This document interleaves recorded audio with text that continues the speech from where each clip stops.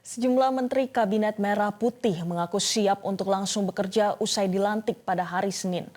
Total sebanyak 48 menteri dan 56 wakil menteri serta 5 kepala lembaga setingkat menteri tergabung di Kabinet Merah Putih.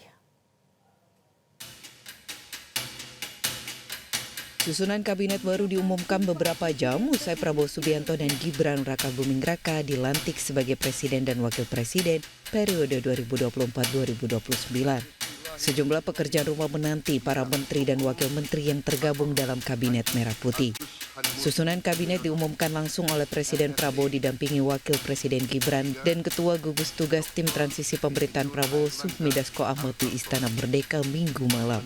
Kabinet baru yang akan bekerja 5 tahun mendatang beranggotakan 48 menteri dan 56 wakil menteri serta 5 kepala lembaga setingkat menteri.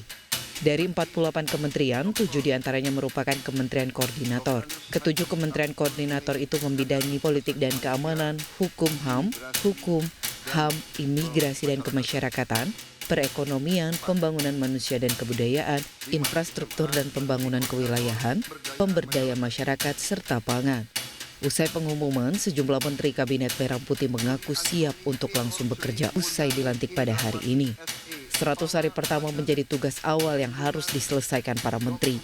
Langsung bekerja keras dan menyukseskan apa yang menjadi visi misi beliau. Terima kasih ya.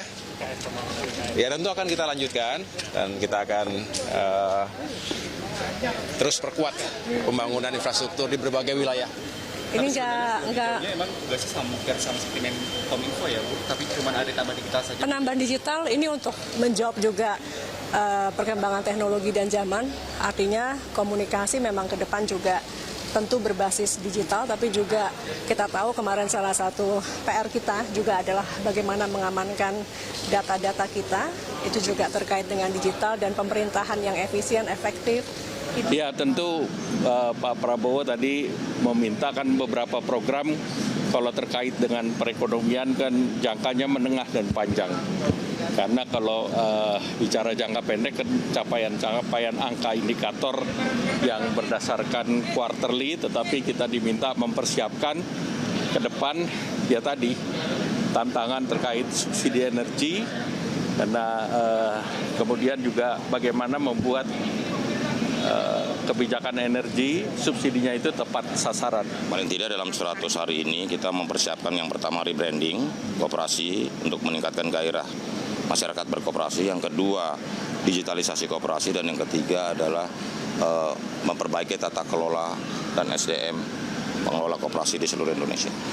Insya Allah saya akan menjalankan tugas ini dengan sebaik-baiknya, karena memang selama ini saya memang banyak menangani masalah hukum walaupun berada di luar pemerintah.